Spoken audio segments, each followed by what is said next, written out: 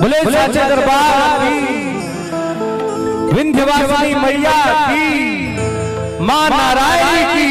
जय, थावे वाली मैया की जय हो। दोनों हाथ उठाएंगे, बोले ओम पार्वती पते हर महादेव जय हो।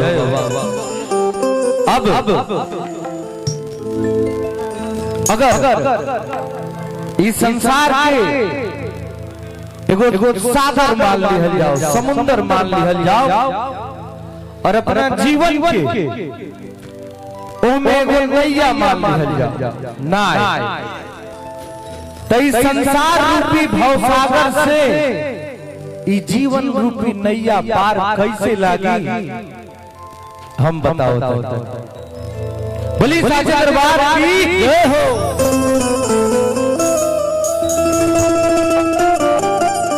जय हो कि विश्वास करो तू मैया, माई विश्वास करो भैया हो, विश्वास करो तू मैया कि विश्वास करो मैया उहे पार लगई है नैया, विश्वास करो तू लगई है नैया,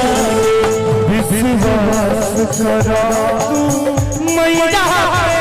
उहे पार लगई है नैया, विश्वास करो तू मैया उहे पार लगई है नैया, विश्वास करो तू मैया उहे पार लगई है नैया,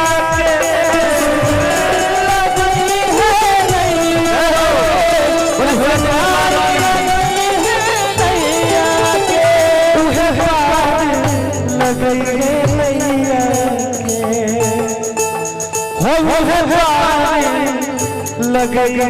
नैया कैसे तब बस रस करो तू, बस रस करो तू मैया उहे पार लगई है नैया, बस रस करो तू उहे पार लगई है नैया, विश्वास करो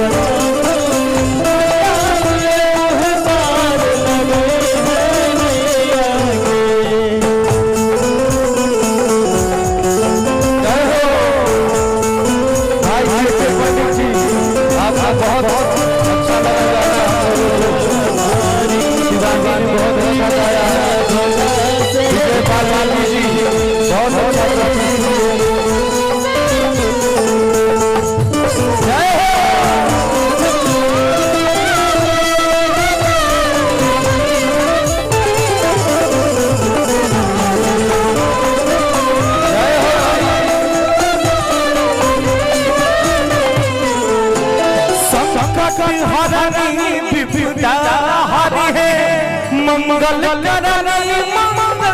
करी है, मंगल करनी मंगल करी है, संकट हरनी विपदा हरी है,